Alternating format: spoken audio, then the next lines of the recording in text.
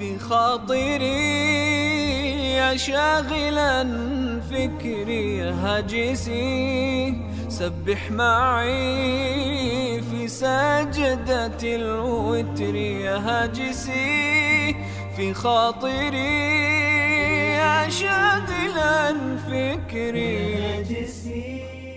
سبح معي. आओ तुमको बताता हूं नबी का मकाम और मर्तबा क्या है।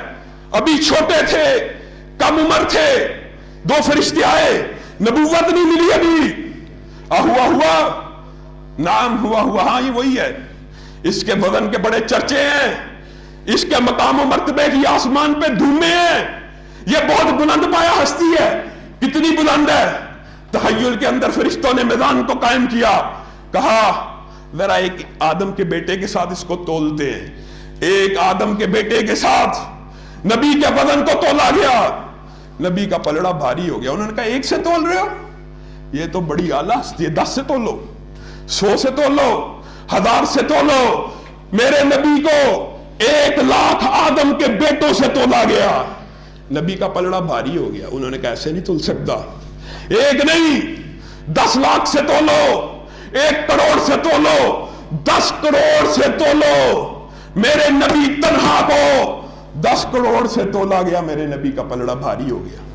उन्होंने कहा ऐसे नहीं तोल सकता, 1 अरब से तोलो, 5 अरब से तोलो, 10 अरब इंसानों से मेरे नबी को तोला गया। मेरे नबी का पलड़ा भारी हो गया। यहां पे रुकिए। उन्होंने कहा ये कोई और ही मामला है, ये कोई और ही बात है। आदम से लेकर क़यामत तक जितने इंसान पैदा होने हैं उनको एक पलड़े में डाल दिया जाए, तन्हा अमीना के लाल को दूसरे पलड़े में डाला जाए। यहां पे रुकिए, गौर कीजिए, तासुब को छोड़िए, सीनों को खोलिए, दिमाग से फिरकावरियत और नफरत के बीजों को मिटाइए। मेरे नबी के साथ पूरी इंसानियत तुल रही है। यहां पे गौर करने की जरूरत है। एक पलड़े में सारे रसूल मौजूद हैं कि नहीं? हर रसूल के सहाबी मौजूद हैं कि नहीं? हर उम्मत के शहीद मौजूद हैं कि नहीं? हर उम्मत के वली मौजूद हैं कि नहीं? अल्लाह की कसम, जब मेरे आका को पूरी इंसानियत से तोला गया, मेरे आका का पलड़ा भारी हो गया। ये आका, इसकी बात को छोड़ दिया जाए, इसके कौल को तरक कर दिया जाए, इसकी गुफ्तार नशिस्त बर्खास्त तकरीर को छोड़ा जाए। तुम हमें यह दावत देते हो? तुम्हारी दावत निकम्मी है कि नेक नियति की बुनियाद के ऊपर कुछ भी किया जा सकता है। नाऊज़ बिल्लाह। 2 वाकयात तुमने याद करके जाने हैं, 2 वाकयात, सिर्फ 2 भी काफी होते हैं। अल्लाह ताला की मर्जी होती है, हिदायत अल्लाह के हाथों में। हो सकता है किसी के दिल में यह बात उतर जाए। हजरत अबू बकर मसनद खिलाफत के ऊपर मौजूद हैं, खलीफतुल मुस्लिमीन है, अमीरुल मुमिनीन है, और उनके पास नबी का यह फरमान मौजूद है कि अबू बकर, उमर, उस्मान और अली की इक्तदा होनी चाहिए, इनकी पैरवी होनी चाहिए, इनकी इत्तबा होनी चाहिए। यह फरमान भी मौजूद है। अब चोर चोरी करके आता है, दूसरे हाथ के कटने की बारी है। मुतअद्दिद मर्तबा चोरी कर चुका। हजरत अबू बकर उम्मत के ऊपर रहम करने वाले हैं, उनके दिल में ख्याल आता है दूसरा हाथ भी अगर काट दिया, रफ़ा हाजत कैसे करेगा, खाना कैसे खाएगा। और नीयत की क्या कहूं, नीयत की बातें करने वालों, ये नीयत बुरी है, ये नीयत बद है, इससे आला कोई नीयत हो सकती है? मैं हाथ नहीं काटूंगा, क्यों? मजबूरी है। रफ़ा हाजत कैसे करेगा, खाना कैसे खाएगा? मैं इसका हाथ नहीं काटता, मैं इसका पांव काट देता हूं। पास ही उमर बैठे हैं, खड़े होते हैं, कहते हैं अबू बकर, अस्सुन्नतुल यद, हाथ को काटना मदीने वाले की सुन्नत है, और मदीने वाले के फतवे के सामने तेरा फतवा नहीं चल सकता। और लोगों, अल्लाह की कसम, कायनात में नबी की बात को छोड़कर, नबी की बात के मुकाबिल अगर हमने किसी की बात को मानना होता तो किसकी बात को मानते? अबू बकर की बात को मानते, जो अफजलुल खलाइक की बादल अंबिया, नबियों के बाद चश्मे फलक ने इतना अजीम इंसान नहीं देखा।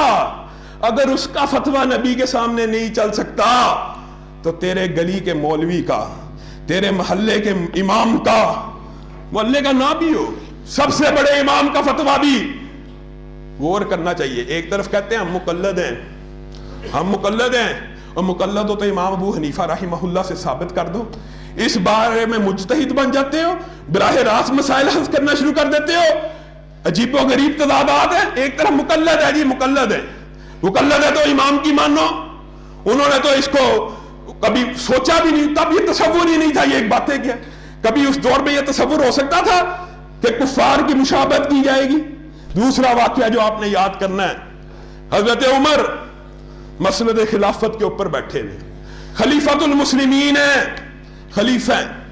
خانہ کعبہ سے چکر لگا، خانہ کعبہ ویران ہے. دل کو چوٹ لگی، کہا یار یہ جو عربی ہے نا حجازی، یہ حج کے لیے آتے ہیں، عمرہ بھی ساتھ کر لیتے ہیں، یہ بڑا کام خراب ہے، خانہ کعبہ ویران ہو گیا. میں ایسا کرتا ہوں، نیت کے اوپر، نیت کا فلسفہ پھیلانے والوں ذرا غور کرو. نیت عمر کی کیا ہے؟ خانہ کعبہ ویران ہے، آباد ہو جائے گا. میں حج تمتع کے اوپر پابندی کو لگاتا ہوں. حضرت عمر نے آرڈیننس جاری کر دیا. حج تمتع ایسا حج ہوتا ہے جو ہم پاکستانی بھی جا کے کرتے ہیں، جا کے عمرہ کرتے ہیں، پھر احرام اتار لیا، حج کے دنوں میں احرام پہن کے حج کر لیا. اس کو حج تمتع اس لیے کہا جاتا ہے، اس کے اندر عمرے کا فائدہ بھی اٹھا لیا گیا. کرنے حج گئے، عمرہ بھی کر لیا. حضرت عمر نے کہا میں حج تمتع کے اوپر پابندی کو لگاتا ہوں کیونکہ خانہ کعبہ ویران ہے، اس سے عمدہ کوئی نیت ہو سکتی ہے؟ مسجد آباد ہو جائے، خانہ کعبہ حرم کعبہ آباد ہو جائے. لیکن بات دین کی تھی. ادھر آرڈیننس جاری کیا، ادھر ہرکاروں نے آ کے اطلاع دی. آپ کے حکم کی سب سے پہلی مخالفت آپ کے اپنے بیٹے عبداللہ ابن عمر نے کر دی. کیا کیا ہے؟ وہ میقات پہ پہنچا، اس نے حج تمتع کے ساتھ لبیک کہا ہے اور احرام کو باندھ لیا. پکڑ کے لاؤ. ہرکاروں کو دوڑایا. عبداللہ ابن عمر جو ہمیشہ بچھی ہوئی نظر، جھکی ہوئی گردن، بچھی ہوئی پلک، سمٹے ہوئے سینے کے ساتھ آتے تھے اپنے باپ کے سامنے، آج آ رہے نظریں اٹھی ہوئی، سینہ تنا ہوا، گردن اکڑی ہوئی. بیٹے کے بدلتے ہوئے تیوروں کو حضرت عمر نے دیکھا، کہا کیا ماجرا ہے؟ میں نے آرڈیننس جاری کیا تھا اور تو میرا بیٹا ہو کے سب سے پہلے میری مخالفت کرے گا؟ سلطنت کا نظام و نسق کیسے چلے گا؟